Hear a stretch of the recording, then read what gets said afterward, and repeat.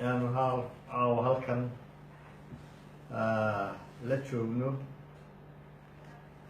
oo casho sharaf kula joogno ciyaartoyga caanka ah ee Kanu oo ka mid ah ciyaartoygii soo maray dunida kuwii ugu caansanaa. waxaa kaloo noo farxada inuu caawa halkan u yimi siduu noola kulmo inteedna halkan fadhida isagoo ka soo duulay dalkiisii hooyo Nigeria.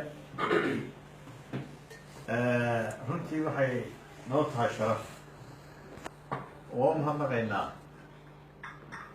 ninka aada iyo aada ka caanka u ah ciyaartooyga safiirka dad badan ku taamayaan inay mar ula kulmaan oo arkaan.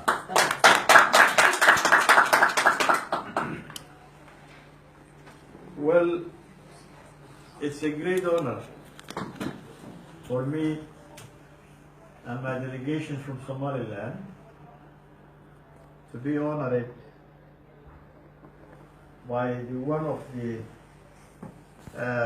famous soccer players in the world, Mr. Kanu, who flew from his home country of Nigeria to meet us here in London. That is an exceptional honor for us, and we thank him for this honor and privilege he gave to us.